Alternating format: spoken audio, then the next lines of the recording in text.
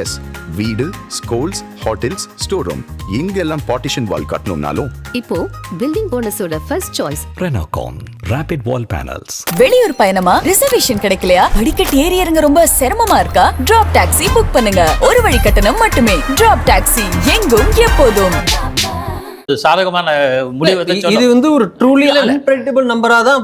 அதுதான் என்னன்னா என்ன விஷயம்னு மூன்றாவது சுற்றிலும் முதலமைச்சர் மு க ஸ்டாலினுடைய நிலை வந்து பின்னடைவா இருக்கிறது ரொம்ப மிக மிக அதிர்ச்சி. கலைஞர் கருணாநிதியோ பக்தவச்சலமோ காமராஜரோ ஜெயலலிதாவோ காலத்தில் இல்லாத ஒரு புதிய நிலைமையாக தான் பார்க்கிறேன். அதுக்கு என்ன காரணம்னா நியூ பிளேயர் தாவேக்கா தானா என்ற கேள்வி இருக்கு. நான் என்ன பார்க்குறேன்னா இது 67 அல்ல, 2006 இல்லை, 1973 இடைத்தேர்தல், திண்டுக்கல் இடைத்தேர்தல் போன்றது என்ற பார்வையை முன்வைக்கிறது. இதுல நான் கேட்கறது, நீங்க தொடர்ந்து சொல்றீங்க போக போக நம்பர்ஸ் மாறணும் அப்படின்னு.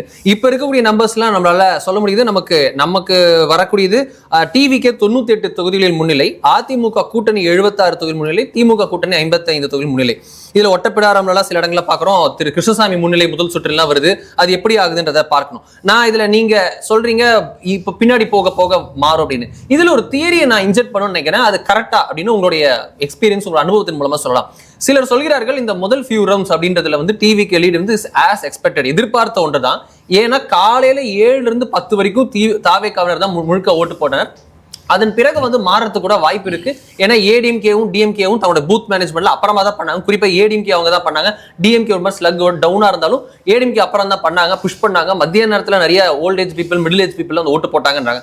ஸோ இந்த பேட்டர்ன் கண்டினியூ ஆகுமா, இல்ல நீங்க சொல்ற தீரி இதை வைத்து தானா? இல்லை, ஒட்டுமொத்தமான என்னுடைய பார்வை 2-3 நாளாக பல்வேறு அலைவரிசைகிட்ட நான் சொன்ன கருத்தை இங்கேயே பதிவு செய்கிறேன். மொத்த வாக்காளர்கள் கிட்டத்தட்ட 2.3 கோடி என்று என்னுடைய நினைவு நம்பர் மாறி 2 கோடிக்கு மேலே, 4 கோடி மொத்தம் இல்லை மொத்த வாக்காளர், சாரி நான் சொல்கிறேன் மொத்த இளைஞர்களின் வாக்கு நான் சொல்ல வந்தேன்.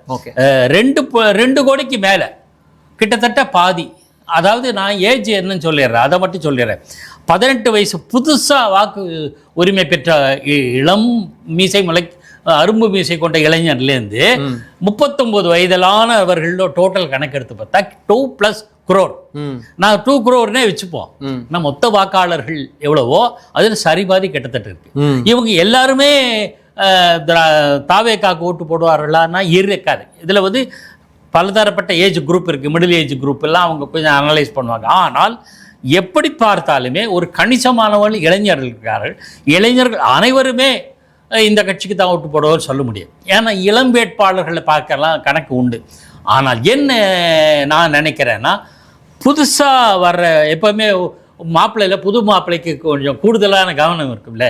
ஏற்கனவே இவங்களெல்லாம் பார்த்துட்டோம், திமுகவை பார்த்துட்டோம், அதுக்கு முன்னாடி எடப்பாடி அண்ணா திமுகவை பார்த்துட்டோம். சரி, புதுசாக ஒரு வராருங்கிற எண்ணம் மிடில் ஏஜுக்கும் வரும். இளைஞர்களுக்கு இளைய தலைமுறை ஈர்ப்புங்கிறது ஒரு பக்கம். ஆனால் அதையே நான் 100% சொல்ல மாட்டேன், அதில் ஒரு கணிசமாக இருக்குங்கிறது.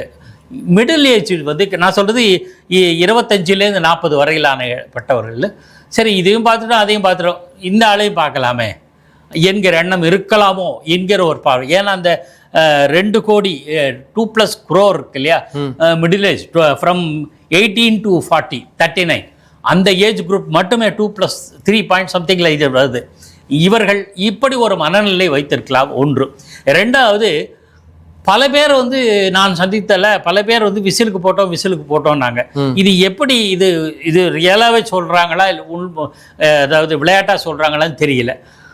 பல பேர் சொன்னவங்களில் சில பேர் கட்சிக்கு பயந்து இப்படி சொல்கிறாங்க அப்படின்னு வாதங்கள்லாம், அதாவது ஆளுங்கட்சிக்கு சாதகமாக சொன்னவர்கள்லாம் பார்த்தீங்கன்னா இவங்க புதிய கட்சிக்கு ஓட்டு போட்டிருப்பாங்க, புதிதாக வந்திருக்கிற தாவேக்காவுக்கு ஓட்டு போட்டிருப்பாங்க. ஆனால் வெளியில் சொல்கிறதோட நம்ம இப்படி சொல்லலாம் கௌரவமாக, இந்த கட்சிக்கு போட்டோம் அந்த கட்சி பிரதானமாக இருக்கிற 2 கழகங்களுக்கு போட்டிருக்கோம் அல்லது கழகங்களின் கூட்டணிக்கு போட்டிருக்கோம் என்று சொல்லக்கூடிய மனநிலை இருக்கான்னு தெரியல. ஆனால் மோஸ்ட்லி எக்ஸிட் போல கருத்து கணிப்பில் வந்து கருத்து கணிப்பு தான். எக்ஸிட் போல் வந்து கருத்து கணிப்பு இல்லை. பல பேர் சொல்கிற அந்த வாசகம் தவறுன்னு நினைக்கிறேன். தேர்தலுக்கு பிந்தைய வாக்கு கணிப்பு என்பதுதான் பொறுத்து. ஏன்னா அங்கே கருத்து கிடையாது, இது போட்டாச்சுன்னு முடிஞ்சு போச்சு, யூ கேனாட் சேஞ்ச். பட் தேர்தலுக்கு வாக்குப்பதிவுக்கு முன்பு எண்ணங்களை மாற்றி கொண்டிருக்கலாம். இன்னைக்கு ஒரு கட்சி, நாளைக்கு இன்னொரு கட்சி, அதுக்கு அடுத்த நாள் இன்னொரு கட்சி, எண்ணங்கள் மாறலாம். அது கருத்து. இது வாக்கு தான், ஒரே விஷயம் முடிஞ்சு போச்சு. ஒரு கட்சிக்கு போட்டாச்சுங்க. இது அது வந்து பெரும்பாலும் வெற்றிக்கு, அதாவது இறுதி முடிவுக்கு கொஞ்சம் நெருக்கமாக இருக்கும்னு பரவலாக ஒரு சயின்டிஃபிக்காகவே ஏற்றுக்கொள்ளப்பட்ட ஒரு தியரி. ஆனால் அதுவே மாறி இருக்கிறது தான் வியப்புக்குரியது.